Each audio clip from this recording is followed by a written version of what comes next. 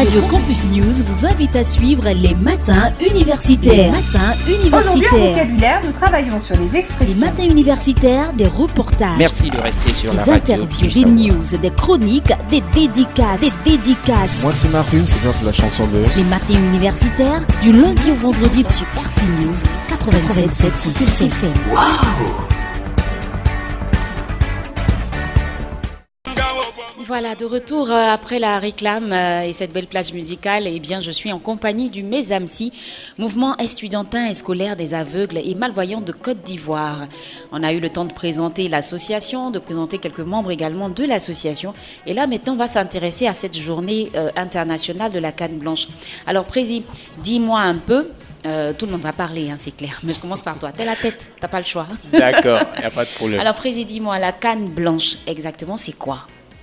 Alors, et à quoi ça sert? D'accord. La canne blanche, c'est ce bâton que vous voyez là. Bon, comme on a la radio, les autres peuvent pas voir. Voilà. Radio. C'est expliquer aux auditeurs. C'est essentiellement un moyen de locomotion. Quand on dit locomotion, c'est le moyen, un outil qui est utilisé pour nous permettre de nous repérer et de nous déplacer avec plus de facilité. C'est ça. Voilà. Du fait de notre handicap, on ne peut pas voir ce qu'il y a autour de nous. Donc, on a besoin de cette canne-là pour savoir s'il y a un obstacle, s'il y a un trou, un caniveau, si la route elle est plane ou pas. En même temps que c'est utile pour nous, c'est aussi utile à ceux qui sont autour de nous, c'est-à-dire les automobilistes, les passants et tout. Voilà, quand ces personnes-là voient une personne comme nous qui a ce bâton en main, ça doit les interpeller et leur faire savoir que la personne qui marche avec ce bâton-là est quelqu'un qui ne voit pas ou qui ne voit pas bien. D'accord. Et est-ce que dans la réalité ou dans les faits, est-ce que les gens tiennent compte de ça? Waouh! Quand tu fais le constat. Je peux dire que c'est mitigé. Hein? C'est mitigé. Voilà, parce que c'est vrai, il y a des personnes qui font attention, comme il y en a qui ne font pas attention. Il vous est arrivé d'avoir eu des petits soucis par rapport à ça, une anecdote, quelque chose comme ça à expliquer? Avec la canne blanche? Qu'est-ce que je peux dire? Bon, les autres sont là, ils peuvent parler aussi. D'accord, ils vont parler, il n'y a pas de souci. Si quelqu'un a une anecdote. Roland, toi, tu vas prendre la parole. Tu me dis, la canne blanche, ça représente quoi pour toi? Et le fait qu'il y ait une journée internationale par rapport à ça, qu'est-ce que ça te fait? Bon, le fait qu'il y ait une journée par rapport à ça, je dirais, pour nous, non-voyants, c'est une aubaine pour nous. Parce que ça nous permet à nous de sensibiliser les automobilistes et la population au fait que nous sommes des non-voyants, nous utilisons la canne pour nous déplacer dans la ville. Et certaines personnes, par exemple, quand ils te voient dans la rue, au lieu de venir t'aider, ils te disent non, passe à gauche. Oh, toi tu maîtrises ta route. Tu ne peux pas partir. Souvent, il y a des personnes qui viennent, ils attrapent carrément ta canne pour pouvoir te guider. Or, c'est avec ça que toi, tu marches. Donc, attends, on ne doit pas attraper la canne, en fait. Non. On te laisse avec ta canne. Maintenant, on fait quoi? Je me déplace, la canne est dans ma main droite. Ok. La personne qui vient vers moi saisit ma main gauche. La main qui est libre, en fait. La main libre et il m'oriente. Ça, on ne sait pas, hein, tu vois. Donc, ils ne font pas exprès, en fait. Non, ils ne font pas exprès. Souvent, il y a d'autres qui prennent pour se moquer aussi. Comment ça? Explique-moi un peu. Ils disent, toi tu es aveugle, tu viens faire quoi ici? Tu ne peux pas rester à la maison au lieu de venir te promener, oui. Tu as déjà été victime de ça? Oui, plusieurs fois, mais bon. C'est-à-dire, au lieu de t'aider, on te blâme, on se moque. Voilà, justement, c'est ça. D'accord. Au fait, comme je peux dire, la population a une mauvaise image du non-voyant, du non-voyant. On se dit que ces personnes qui doivent partir devant les mosquées, devant les églises pour aller mendier, c'est ce qu'ils doivent faire. Donc, la majorité des personnes ne savent pas qu'il y a des non-voyants qui vont à l'école. Comme vous? Même à l'université. Comme vous? Oui. Tu es étudiant en? Je suis étudiant en Master 2 de psychologie, option clinique. Master 2. Et tu m'as dit que tu as fait un bac D. Oui, oui. Et tu as eu combien? Bon, j'ai eu 230 points, 17 en mathématiques, 18 en physique. Super. T'es intelligent, on va acclamer quand même pour lui. Et tu as fait un bac D, tu as eu 17 et tout. Et là, en ce moment, tu es étudiant, tu es à l'université, tu es en Master 2. Oui. Tu as une tête. Et tu veux devenir quoi plus tard? Un psychologue clinicien. Psychologue clinicien. Oui. D'accord.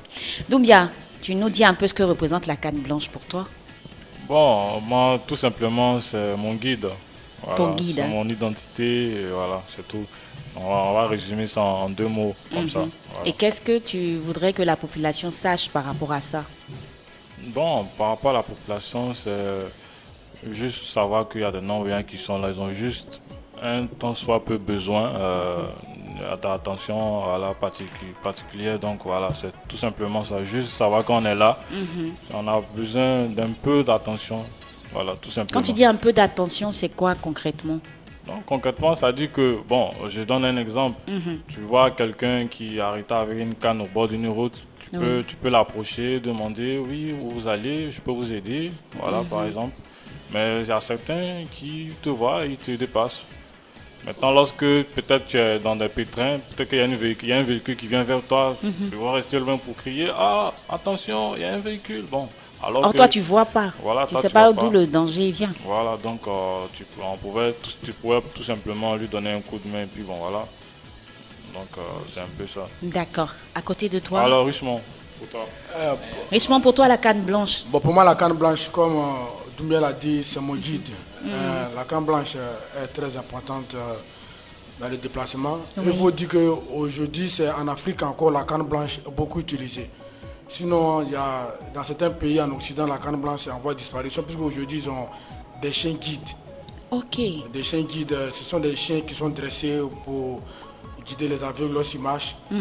Et aujourd'hui également, il faut signifier que les cannes ont beaucoup évolué. C'est parce que nous, en Afrique, on n'a pas l'argent qu'on continue encore d'utiliser ce modèle de canne blanche.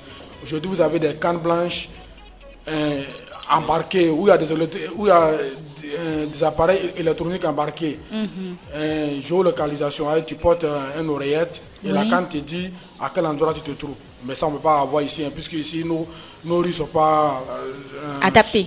Ouais, sont pas adaptées. Il y a également des cannes qui vibrent.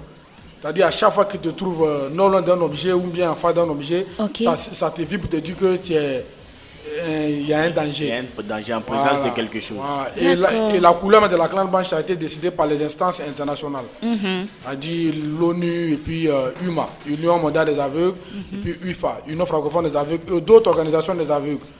Logiquement, la canne blanche devait être enseignée dans les auto-écoles, mais heureusement, les automobilistes ne savent pas tellement ce que c'est. Comment s'y prendre en fait? Voilà, mais quand tu dis enseigner comment? Bon, c'est-à-dire, la manière on enseigne le code de la route, il devait y avoir aussi des modules d'enseignement au niveau des auto-écoles. On doit dire à chaque fois que vous voyez une canne blanche, c'est que c'est un aveugle. Malheureusement, il y a... C'est pas expliqué, les gens ne connaissent pas. Il y a un automobiliste qui a cassé ma canne. Ah bon? Et une fois aussi un cycliste. Mais c'était pas fait exprès. Bon, il connaît pas, il sait pas ce qu'il sait. Lui, il m'a dit, mais lui, en tournant, il a fait le clignotement, je fonce sur lui. Mais si tu vois pas, tu fais comment? Mais je vois pas, donc je ne veux pas savoir si tu vas à gauche, mais tu vas à droite. Toi, tu as foncé sur lui. Voilà. Tu n'es même pas un véhicule, comment tu peux foncer pour sur lui? lui? Pour lui, peut-être, c'est quelqu'un qui voit qu'il y a une canne comme qui peut-être a un problème. Les gens confondent en fait la canne des personnes qui sont, bon, je vais dire, des vieilles personnes, des personnes âgées, voilà, c'est le mot. Quelqu'un qui a un problème de vue. Voilà, qui se déplace avec une canne. Mais la canne même, bon, moi souvent quand on la confond, ça me fait rire. C'est pour ça que j'ai dit qu'il faut l'enseigner. Vous voyez aujourd'hui, par exemple, la canne du modèle espagnol, la canne est toute blanche, mais il y a un gros point rouge sur la canne. Ça signifie quoi? Bon, c'est pour dire, attention, il y a un aveugle. Ça, c'est le modèle espagnol. Ok. Par contre, le modèle américain, vous voyez, il est un peu blanc, mais un peu gris. Nous, ici, on ne produit pas des cannes ici, mais il y a des ateliers au Mali où ils ont été formés par des Espagnols, où ils font des semblables de cannes au Mali et puis au Ghana. Nous, ici, on n'a pas encore arrivé à ce niveau-là. En somme, pour moi, vous me posez la parole, je voulais dire que... il reste encore beaucoup à faire. Oui, mais tu vois, c'est pour ça qu'il y a une journée internationale. Mais la journée internationale, même, madame, beaucoup n'en savent pas. Nos autorités qui devaient faire la promotion ne font pas. Logiquement, mais vous êtes un mouvement, je pense que vous pouvez écrire, vous pouvez vous rapprocher des autorités, bon, vous pouvez poser des actions. L'année prochaine, on espère qu'on aura des moyens pour faire un défilé. Okay. C'est une belle idée, par exemple. Voilà. Oui. En 2000... Mais vous auriez pu même faire ça au niveau de l'université. Oui, bon, en 2015-2016, la Fédération des associations des aveugles a fait au plateau. D'accord. Mais là, il faut avoir des moyens, il faut avoir des guides. C'est lourd, hein, en fait. Ouais, c'est lourd. Sur le Donc, plan on espère que l'année prochaine, on va voir, le cours va nous aider. On va faire une journée, un défilé pour sensibiliser Pour au moins. sensibiliser la population. 3 ou 4 auto-écoles pour leur dire ce que ça signifie. Aller dans les amphis, les sensibiliser. Puis bon, j'espère que ça ira, quoi. D'accord. En tout cas, vraiment, ton intervention est très enrichissante. Moi, j'ai appris aujourd'hui qu'il y a des cannes qui vibrent et tout. Mais il faut dire que les cannes, en fait, elles ne sont pas vendues ici. Donc, comment vous faites pour les avoir? Parce que là, Prési, tu en as. Qui en a encore? Voilà, toi-même, Madame, vous avez tous des cannes. Les cannes sont vendues même dans les pharmacies. Hein. Ah bon? En Gré, mon père a acheté une canne pour moi, 25 000, que c'est cher, 25 000 francs. Donc tout le monde n'a pas la possibilité de l'avoir. Voilà, en fait, parce que je vois qu'il y en a qui n'en ont pas. Donc avant, c'était les ONG qui donnaient l'Alliance Club, Rotary Club, c'était un partenaire à l'étranger. Mais il y a eu tellement de problèmes concernant la Côte d'Ivoire au niveau des instances internationales qu'on a un peu perdu le fil de la chose. Mais bon, on va rétablir les choses. Maintenant, vous qui êtes étudiant, comment vous arrivez à suivre? Non, moi, franchement, je suis impressionnée parce que vous bravez. En fait, vous auriez pu rester à la maison, mais vous dites non, on est allé à l'école, on continue d'aller à l'école, on va à l'université. Et vous bravez tout de la maison. Bon, c'est vrai que vous êtes en cité, vous êtes au campus, vous êtes tous au campus ou bien il y en a qui sont à la maison? Bon. Lorsque la cité était fermée, nous qui avons eu le bac en 2011 et le doyen Richemont, les cités étaient fermées, on empruntait le bus pour venir au cours. Les cités étaient fermées, on empruntait le bus pour venir au cours. Là, il fallait lutter le bus. Il fallait lutter le bus comme tout le monde. Oui. Voilà. On ne vous laisse même pas passer. Là encore, ils ne connaissent pas la canne blanche. Non. Parce que je me souviens, je me lève à Angry à 4 heures. On marchait tout seul à ma canne jusqu'au terminus 81, 82, je me souviens. Attends, moi c'est cette partie-là que je comprends. C'est-à-dire vous êtes seul avec votre canne, mais comment vous arrivez à savoir que devant, je vais tout droit? Tu me dis, tu sors le matin, tu vas jusqu'au... Bon, je quitte la maison, par exemple, on peut dire Angry, les rues sont bien tracées. Mais au moins, je cherche un repère. Ok. Et le repère, c'est le trottoir. D'accord. Quand tu sors à ta canne, cherche toujours un repère. Un aveugle, ça peut toujours sur quelque chose. Une fois, il réussit à repérer un support sur lequel il peut s'appuyer. Il marche facilement. Et je marche de Pétro-Ivoire doucement. Mais il arrive de moi, je me souviens une fois, je suis tombé dans un caniveau. Heureusement qu'il n'y a personne pour se moquer de moi. Seigneur. Automatiquement, je me suis levé. Et puis bon. Mais arrivé au Caire, on s'en fout. Il n'y avait personne peut-être. Personne ne t'a vu. Non. C'est le matin, c'est matin tôt. C'était à 5 h du matin. Mais arrivé au Caire, 81, 90, je vous assure que tous ceux qui habitent à Bobo, étant donné que les bus à Bobo sont devenus deviner emprunter le bus 81, 90 et 82. Voilà, au niveau de terminus 81. Donc, quand une fois que le bus est lancé, on s'en fout, hein. Ta canne ou pas ta canne, c'est pas ça. Ça bouscule même. Oui, il y a le moment où on piétine ta canne, elle se tord. Oh là là. C'est difficile, mais ça, c'est pas leur faute, puisque... Il faut sensibiliser la population. la Voilà, il n'y a pas de sensibilisation. Comme on est en train de faire actuellement. C'est ça. En France, par exemple, on fait par exemple des journées au niveau du préscolaire, où des jeunes du préscolaire se baladent avec des jeunes du préscolaire aveugles. Déjà, on monte à l'enfant ce que c'est que l'aveugle. Ok. Voilà. Déjà dès le bas âge. Il y a un ami qui habite à Paris, il dit, dès que tu sors net, tu vois, à Paris, facilement on te guide. Facilement on te guide. Mais ici en Afrique, on ne s'occupe pas. Hein. On cherche d'abord à donner une pièce, on pense que tu es un mendiant. Mon ami tient, tu dis non, je n'ai pas besoin de la pièce, je veux que tu m'aides à traverser. Vraiment, c'est difficile. Mais président, pourquoi tu ris? Moi, je suis touchée, tu ris. T'arrêtes pas de rire. Non, mais ça ne fait pas rire, c'est touchant. Ça fait rire parce qu'on a tous vécu les mêmes choses en fait. Oui. Voilà, on se rappelle, chacun se rappelle. Mais par moments, ça vous fait mal quand même. Bon, c'est clair que... Bon, ça fait mal quand tu es fils, je me souviens ça, il dans une boîte de nuit. Il y a un bar qu'on a... Doyen, toi aussi tu vas en boîte de nuit à faire d'aveugle là. Il y a un bar, faut pas tout dire ici. Pas de pub. Je suis allé uriner, je revenais m'asseoir, il y a pétiné un type, il a dit, mais toi tu vas pas que là tu fais quoi dans le bar? Mais dès qu'il m'a dit ça, un coup de poing, rapidement, avant qu'on ne sait pas. C'est pas vrai. Oh là là, si vous avez quelque chose à dire, vous qui êtes juste assis derrière moi. D'accord, on va interroger le chargé des affaires sociales. Chargé des affaires sociales. Tu t'approches. Approche-toi s'il te plaît. C'est pas vrai, il dit. Voilà. Ah là là. Donc c'était petite anecdote. Voilà, donc dévie-toi un peu. Voilà. Qu'est-ce que tu veux dire? Richemont parlait d'un automobiliste qui a roulé sur sa canne. Ça m'a rappelé une même histoire que j'ai eue devant une paroisse. Je passais, lui il sortait et il a roulé tout étonné. Bon, d'abord même il ne s'est pas arrêté. Ce sont les gens qui sont allés le faire arrêter. Et il est étonné, il ne sort pas de sa voiture. Et puis bon, il a attendu quelques minutes, il est parti. Les gens ne savent pas, comme Richemont a dit, ce que représente la canne blanche.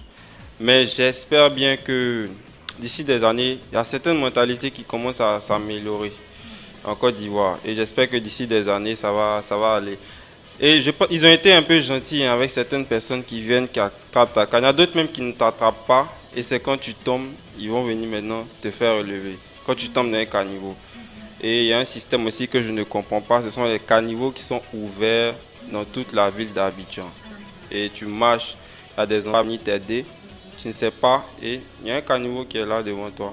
Bon, c'est vrai que parfois la canne sauve. Parfois aussi, ça arrive par malchance. Tu ne sais pas et tu tombes. Donc c'est vraiment désolant. Voilà.